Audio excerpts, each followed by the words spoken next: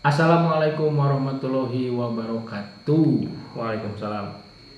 Balik lagi, ketemu lagi bersama saya Mang Oke di agenda yang sudah lama tidak digarap, opsi obrolan pagi inspirasi. Tapi karena ini sudah masuk ke malam hari ya, opsinya jadi obrolan peting inspirasi. Nah, kali ini kebetulan hadir bersama saya seorang pegiat ya, aktivis ya, pegiat aktivis sistem informasi desa, kurang lebih begitulah. Yang pegiat desa ini mah ya. Nanti soal sistem informasi desa mah kita akan perdalam lagi. Apakah betul gitu dugaan saya bahwa beliau ini seorang pegiat desa yang mempunyai spesialisasi atau keahlian di soal bagaimana membangun sistem informasi desa. Hadir bersama saya Kang Ipan Julfikri. Selamat pagi, peting gini ya. Pagi itu apa? Soalnya gini. Ya. Soalnya biasanya gini Kang Ipan, biasanya kan opsi itu memang agendanya memang pagi ya. Gitu. Ya. Tapi ya kita kan nggak bisa berbohong ya, karena suara-suara jangkrik ini pasti masuk. Oh gitu. Belum nanti suara toke biasanya ada gitu. Bisa. Jadi nggak mungkin kan suara jangkrik, suara toke keluarnya Pagi. isuk-isuk gitu pagi, wah mungkin gitu. Pasti malam lah. Jadi opsi kali ini ya khusus bareng Kang Ipan ini Bisa obrolan ya. peting. Tapi tetap menginspirasi gitu Pak Ipan. Mudah-mudahan inspirasi. Mudah-mudahan ya. Nah, kan setahu saya nih Kang Ipan ini sudah bergerak lama ya, gitu, berkecimpung lah gitu ya, lama sekali menjadi pegiat desa, khususnya di soal-soal bagaimana desa ini membangun sistem informasi kan gitu. Nah, memang urgensinya apa sih Kang Ipan nih? Apakah benar-benar dibutuhkan saat ini gitu? Gimana urgensitasnya? Gimana, dari mana, dasarnya apa dan lain sebagainya? Mungkin Kang Ipan sebagai pegiat bisa bercerita. Baik, sebelum saya bercerita, mungkin saya perkenalan dulu Kang Oke ya. Oh, silakan. Silakan. Saya Ipan Julfikri. Saya dari desa ya. Saya tinggal di desa. Kebetulan keseharian saya juga di desa. Saya adalah seorang petani ya di desa lah ya tentunya. Terkait sistem informasi desa, memang kan isu ini sebelum setahu saya ya, karena saya ikut juga nimbrung lah dengan beberapa senior pergerakan pembangunan desa ya. Tata kelola informasi ini memang sejak adanya sebelum adanya undang-undang desa juga memang sudah menjadi tren topik sebenarnya Kang Oke. Jadi memang di beberapa desa di Indonesia sebelum adanya apa yang disebut sistem informasi desa secara resmi ya hari ini ya, yang secara regulasi sudah diatur dalam undang-undang desa, sebenarnya udah beberapa desa udah melakukan hal tersebut Kang. Cuma memang pada waktu itu sistem yang dibangun dan cara yang dibangun juga adalah bahasanya itu dari bawah ke atas ya.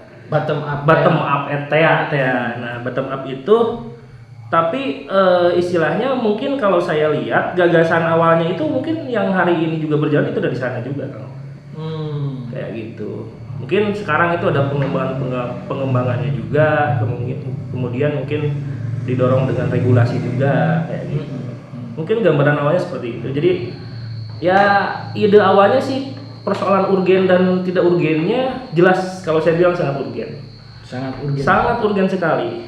Ya karena kan persoalan desa itu terutama di SID ya, sistem informasi desa itu jadi terdapat kesadaran desa bahwa desa itu bukan makhluk pasif. Di desa itu istilahnya ruang-ruangnya sangat aktif. Nah, tidak beda dengan pemerintahan daerah.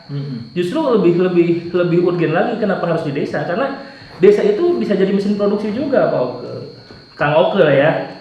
Iya, jadi menurut saya sistem informasi desa itu sangat urgent di desa.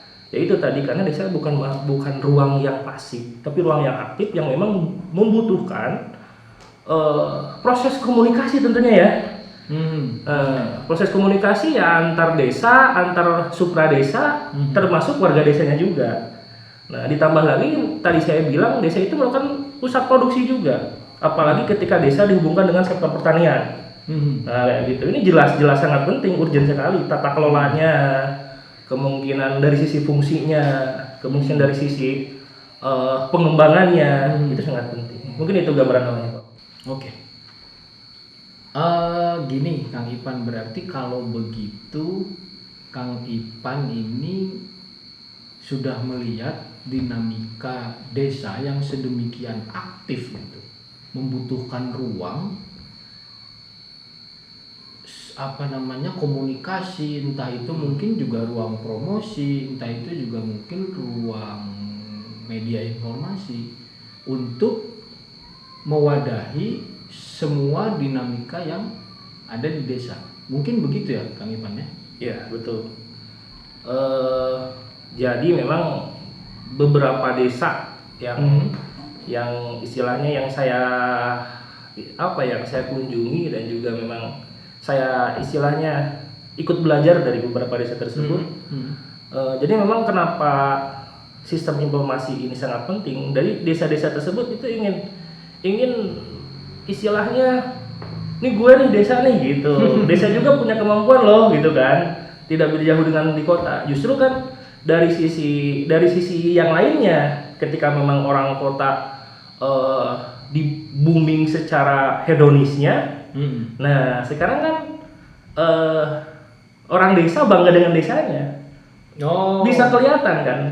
Jadi, semakin desa di blow up atau dipromosikan, kebanggaannya itu pride-nya ini muncul. Iya. Apalagi kan itu gara-gara ada istilahnya kayak yang acara itu My Trip My Adventure itu justru kan orang yang tadinya apa sih desa gitu. Nah, ini jadi penasaran dengan desa. Ditambah lagi gairah orang desa yang aktif, ingin punya ruang yang lebih luas lagi, ya istilahnya gayung bersambut. Di saat semua orang udah mungkin muak ya dengan situasi di kota, ada suasana baru yang menyajikan ini. Nah, kayak gitu kalau kira-kira awal mulanya mungkin kalau yang saya tangkap seperti itu. Betul. Di lain sisi mungkin ya, di lain sisi. Berarti kalau begitu dengan kata lain, kesadaran masyarakat di era digital ini ya, karena kita sedang membicarakan sistem informasi desanya. Kesadaran masyarakat di era digital ini memang sudah terbangun sedemikian rupa gitu, sehingga Kang Ipan melihat, wah nih sistem informasi desa ini memang harus menjadi satu urgensi atau satu kebutuhan yang memang sudah seharusnya dijalankan oleh desa ya. Iya, betul Kang Oke. Jadi sebenarnya saya melihat dari awal mulanya juga ya. Jadi memang ada beberapa desa yang memang jauh sebelum apa yang dikenal dengan generasi milenial, jauh dengan yang disebut 4G gitu kan. Waktu itu banyak desa-desa itu yang sudah istilahnya ingin melakukan transformasi pelayanan ke digital, transformasi informasi ke digital, transformasi istilahnya akuntabel ke digital, banyak sekali gitu kan. Cuma memang pada waktu itu sistemnya swadaya. Nah, kayak gitu tanpa ada support sana sini, apalagi ngobrolin dana desa, belum ada waktu itu. Jadi gagasan-gagasan desa ini yang menurut saya itu memang salah satu pionir gitu ya. Ada beberapa desa terutama di Pulau Jawa ya mungkin yang sudah ke sana. Ditambah lagi ada pendampingan dari teman-teman NGO juga. Ya. Nah, dari sinilah mungkin saya juga berpikir juga, ternyata memang desa itu urgent harus pakai ini gitu, harus masuk ke dunia ini gitu kan. Dunia yang sebelumnya dianggap tabu oleh orang desa. desa. Nah kayak gitu, karena ya jangankan ngobrolin tentang Polri saya bilang ya, yang paham komputer juga pada waktu itu baru 1-2. Nah kayak gitu. Nah ini menarik nih Kang Ipan nih, ini menarik sekali. Tadi Kang Ipan bilang kan, Kang Ipan ini asli desa, Ya. terus petani. Lalu kemudian sekarang jadi pegiat aktif di sistem informasi desa ini. Apa yang membuat Kang Ipan, kalau banting setir mungkin tidak ya, karena soal pertanian kan tetap dijalankan dong sebagai orang desa ya. Tapi apa yang membuat interestnya Kang Ipan untuk sekaligus bertani sekaligus menggarap sistem informasi desa ini apa nih Kang? Sebenarnya sih kalau ngobrolin sistem informasi desa itu hal yang bukan style saya sebenarnya. Awalnya itu, tapi karena memang menurut saya ini adalah salah satu cara bagaimana paling tidak desa itu bisa mandiri data Kang Oke. Kenapa? Karena saya sebagai orang desa kadang-kadang begini Kang Oke, saya tanya ke perangkat desa gitu ya, saya kan petani ceritanya nih, ada berapa sih lahan kosong, siapa sih petani, berapa orang sih petani gitu kan, atau lahan mana sih yang belum digarap, atau lahan mana sih yang masih tidur. Kadang-kadang orang desa sendiri nggak tahu. Karena selama ini, ya pada waktu itu, mungkin hari ini sudah berubah Kang Oke. Ya. Waktu itu kenapa saya lebih menjadi tertarik ke sistem informasi desa? Jadi ternyata orang desa pada waktu itu hanya jadi tukang entry. Tukang entry data. Dia tidak punya data. Nah terus ngentri data di kemana datanya? Jadi memang sebelum adanya undang-undang desa, mungkin tugas perbantuan dari pemerintah lah. Jadi desa itu menjadi cukongnya pemerintah. Jadi habis ngentri data ditarik pemerintah. Desanya sendiri tidak punya. Jadi ya kurang lebih seperti itu. Makanya ketika saya melihat ada banyak pegiat tentang sistem informasi desa, saya jadi tertarik. Ternyata desa paling tidak bisa mandiri data. Dan kebutuhan desa kan pelayanan. Kalau mereka tidak punya data, apa yang mau dilayani Pak? Terus manual. Ya, seperti itu. Betul sekali ini, sekali. Itulah mungkin gambaran awalnya kenapa saya bisa tertarik. Ya. Dan semakin semakin kita pertajam nih, ini soal data, data desa dan lain sebagainya gitu ya, yang memang biasanya hanya sekedar di entry saja. Lantas kemudian sekarang dengan inisiasi dari bawah bahwa sistem informasi desa ini dibangun bersama-sama. Ini tujuannya tentu dengan mengharap output bahwa desa mandiri data. Selama ini kan teman-teman di desa tadi dikatakan oleh Kang Ipan, mungkin sebelum zamannya undang-undang desa, sebelum zamannya sistem informasi desa dibangun ya, itu kan tadi seolah-olah gitu ya, pemerintah desa mungkin hanya sekedar tukang entry data saja. Nah harapannya tadi kan menuju kemandirian data. Ya memang ini sangat menarik karena banyak kasus terjadi, terutama di kasus bantuan nih ya, di kasus bantuan sosial, di kasus data-data yang sebetulnya awalnya ditarik dari desa itu, ketika kembali lagi ke desa menjadi sebuah kebijakan lah gitu ya, atau sebuah program yang harus dijalankan oleh desa, ini justru malah jadi bikin kisruh di desa kan. Banyak pengalaman yang seperti itu setahu saya kan ya. Nah kemandirian data, apakah yang Kang Ipan maksud ini bisa meminimalisir permasalahan itu? Jadi mungkin seperti ini Kang Oke. Kadang-kadang ini sistem negara kita nih, jadi ngomongin negara ya, tapi nggak apa-apa ya. Jadi kadang-kadang memang konflik itu memang diciptakan kalau saya sebagai orang desa ya. Karena gini, memang kalau di lingkungan desa itu pendataan bisa saja benar gitu kan. Benar seperti Kang aku bilang tadi terkait bantuan kayak gitu. Nah, jadi memang awalnya ada sistem informasi desa ini paling tidak ada data pembanding nih. Data pembanding. Ini yang versi desa, yang benar-benar diolah oleh desa, ini versi yang dari pemerintah yang mungkin diolah oleh BPS atau lembaga-lembaga yang memang intent di bidang itu gitu, yang di bidang bantuan atau dan lain-lain kayak gitu. Nah paling tidak orang desa tidak dipersalahkan juga sama masyarakat. Ini loh data dari desa kami seperti ini, tapi yang turun seperti ini. Nah ini kan bisa jadi data pembanding. Jadi sebelum dijalankan programnya atau memproses kebijakannya, ini dibicarakan dulu dengan masyarakatnya, ada data pembanding gitu. Ini data hasil rekapan kita. Nah yang turun yang ini gitu kan. Ya paling tidak ketika memang desa tidak hanya tukang entry, atau ya paling tidak desa mandiri data, bagaimana dia mengetahui masyarakatnya secara utuh, siapa yang memang memerlukan bantuan dan siapa yang tidak memerlukan bantuan. Paling tidak data itu ada di desa. Dan versi desa Kang Oke. Ingat, saya bilang versi desa, bukan versi BPS. Kadang-kadang beda kan? Namanya miskin versi BPS dan versi desa beda biasanya. Betul. Nah, ada indikator yang berbeda. Indikator yang berbeda. Menurut masyarakat seperti apa? Kalau menurut BPS kan akan berlaku nasional tentunya. Nah, kayak gitu. Tapi menurut kearifan lokal desa kan ini bisa lain lagi. Bisa bertambah, bisa berkurang dari beberapa poin yang ditentukan oleh BPS. Ada pengalaman konkret terkait hal itu? Oh banyak sekali sebenarnya. Yang bisa diceritakan seperti apa? Yang ya dialami oleh Kang Ipan lah. Dulu itu saya itu sempat memperhatikan ya. Dulu itu waktu ada musibah gempa, kalau nggak salah tahun berapa lah ya, gempa di tempat saya di Ciamis itu. Itu ya kalau data dari desa dan dari masyarakat sih beberapa rumah yang memang harus dibantu. Nah tapi tiba-tiba yang datang bukan itu, kayak gitu kan. Orang desa bingung, masyarakat bingung, kayak gitu. Ini data siapa nih, kok KTP-nya beda nih, dan lain-lain lah. Banyak sekali problem. Mulai dari alamat, mulai dari nama, mulai dari apa istilahnya, yang jelas itu dari nama.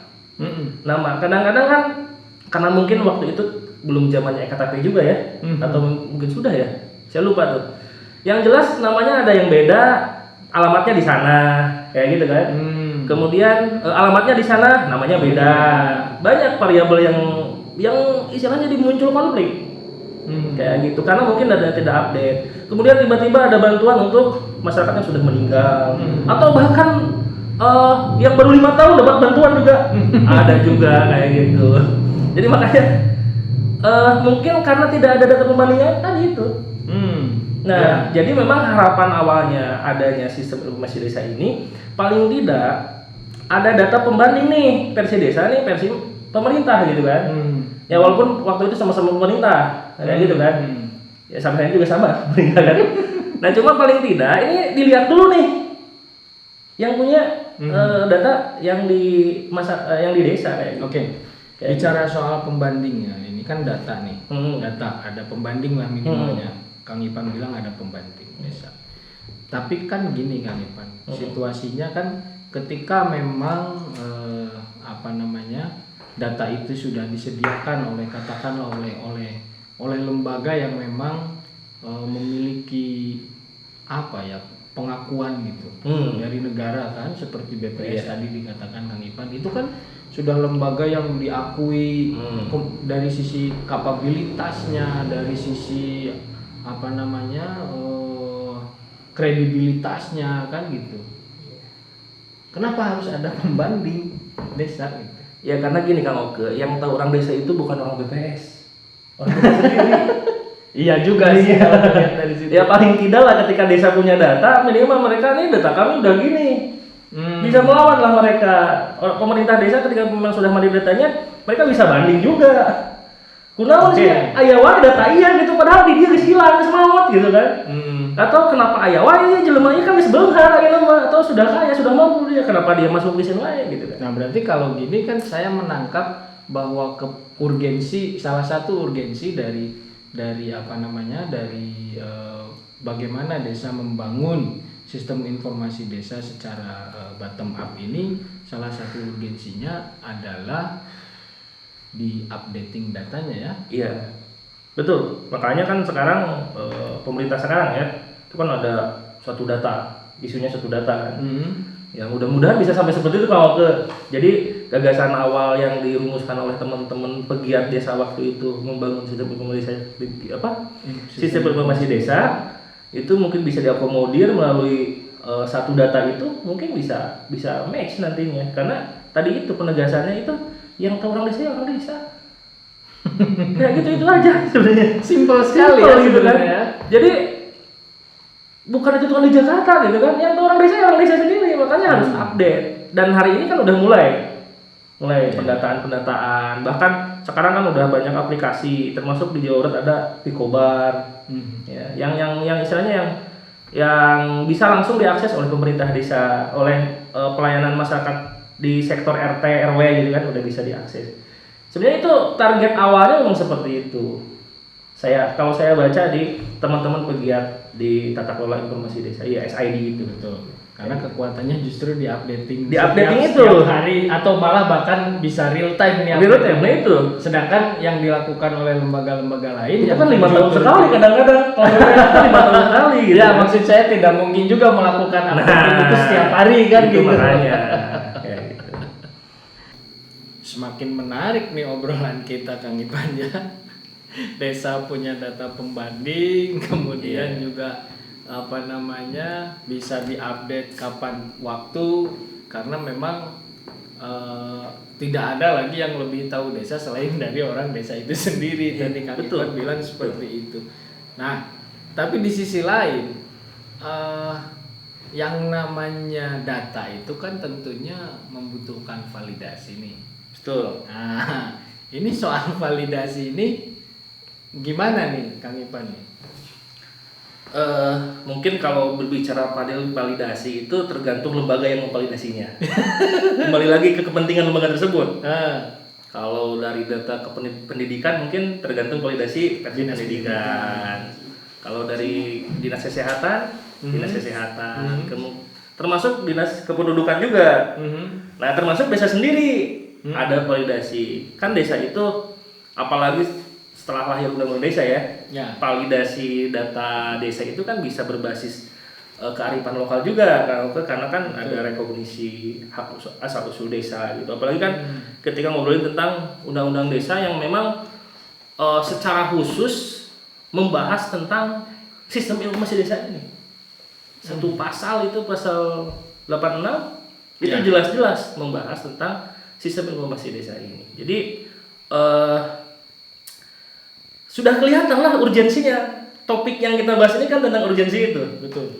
Undang-undang udah masuk, kemudian mungkin ada gagasan awalnya juga udah terbangun gitu kan. Ini undang-undang ini kan tinggal menjalankan. Karena undang-undang itu salah satu bentuk kebijakan. Nah, itu berarti bentuk kebijakan yang memfasilitasi dari gagasan. Nah, gagasan sudah ada. Sebelumnya sudah ada. Kayak gitu. Jadi jelas gitu kan.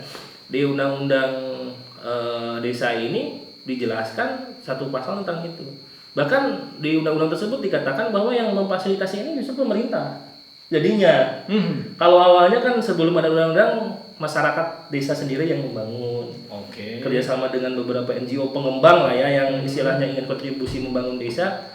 Setelah undang-undang lahir, pemerintah lahir, hadir, negara hadir. Ya salah satunya istilahnya pemerintah daerah dalam hal ini wajib gitu menyediakan itu, membangun, mengembangkan sistem informasi desa ini kayak gitu Bang. Sepemahaman Kang Ipan sejauh mana sih seharusnya yang dibilang tadi pemerintah ini menjadi bagian dari membangun dan mengembangkan ini? Sejauh mana? Ya kalau menurut saya sih sebenarnya harus kalau tata kelolanya harus sampai ke tata kelolanya. Tidak hanya tata kelola ini kan tentunya akan sangat membutuhkan, karena nggak mungkin juga gini Kang Ipan, kita berbicara sistem informasi desa ya, SID ini sistem informasi desa, kalaulah desanya memang di desanya nggak susah sinyal dan lain sebagainya kan itu no problem ya, dengan sangat mudah gitu ya istilahnya, bisa dengan sangat segera lah gitu membangun sistem ini. Tapi apa kabar yang desa yang memang sinyal aja nggak ada? Nah, jadi hal apa saja sih yang seharusnya memang difasilitasi oleh negara? Kalau tadi Kang Ipan bilang negara harus hadir di situ, pemerintah harus hadir di situ kan, ikut bersama-sama membangun dan mengembangkan sistem informasi desa yang urgensinya memang sudah sangat-sangat dibutuhkan sekarang. Ya kalau menurut saya sih persoalan offline dan online berarti kan itu ya, persoalan wilayah yang memang blank spot dan memang yang sudah masuk jaringan. Sebenarnya kan tadi itu urgensinya itu adalah data, bukan persoalan bagaimana itu online dan tidak online. Nah, yang salah satu gagasan awalnya kan itu. Karena dulu sebelum saya bilang ini cerita lama ya. Sebelum ada internet juga teman-teman beberapa desa itu udah menjalankan secara offline juga. Yang penting tadi itu bagaimana bisa mendigitasi data supaya pertama jadi aman, akuntabel, pelayanan mudah, dan memang datanya real. Gagasannya kan itu, Kang. Nah, persoalan sistem informasinya, informasi kan bisa ketika memang ya hari ini kalau ngomongin internet ya, saya pikir hanya beberapa titik sih yang blank spot itu. Dan itu sebenarnya bisa diusahakan kalau memang masuk ke sistem informasi. Tapi yang paling urgent, karena gini Kang, percuma desa tersebut sudah online tapi tidak ada datanya. Ya, nah ini itu jadi anomali dari pertanyaan kan? saya tadi. Kalau saya itu bertanya soal gimana bisa menjalankan sistem informasi desa kalau nggak ada infrastruktur internet misalkan gitu kan. Tapi Kang Ipan jadi anomali nih. Yang ngapain juga ada internet di desanya, ada sinyal gampang dan lain sebagainya, tapi nggak ada datanya. Nah itu kan gagasannya itu kan data. Ya kan data desa itu kan bukan hanya data kependudukan, kan bisa ada data spasial juga, betul. Kayak gitu, termasuk nanti ada pelayanannya, kayak gitu. Kemudian ada beberapa mungkin tata ruangnya dan lain-lain lah. Yang penting dalam menentukan kebijakan desa itu dipermudah. Ketika datanya terkumpul, tersentral di big data desa ceritanya ya, ini si kepala desa akan lebih mudah menentukan kebijakan. Ya gitu. Oh ternyata penduduk kita ini 70% petani, berarti kebijakannya udahlah petani. Oh 70% ini buruh. Oh buruh. Nah dari sisi pekerjaan atau dari lahan. Oh ternyata lahan kita itu istilahnya lahan pegunungan. Oh berarti apa yang harus dikembangkan? Oh lahan kita lahan sawah, apa yang harus dikembangkan?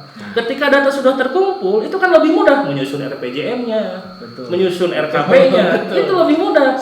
Yang jelas itu sistem informasi desa itu kepentingannya di sana, di datanya. Persoalan online dan offline ya itu soal lain. Isu lain. Itu kan istilahnya bisa narsis juga. Untuk narsisnya aja lah. Kayak gitu. Dan untuk beberapa data juga kan tidak boleh boleh di open publikasi ya. Kayak gitu. Ada beberapa data rahasia yang memang harus orang-orang desa saja yang tahu kan gitu. Ya termasuk NIK juga kan. NIK itu salah satu yang harus dirahasiakan ya. Karena kalau nggak dirahasiakan, wah bisa jadi rebutan ini ya, rebutan operator ini. Counter sama counter. Oke, menarik nih, semakin menarik nih Kang Ipan. Ini soal apa? Soal data dan lain sebagainya.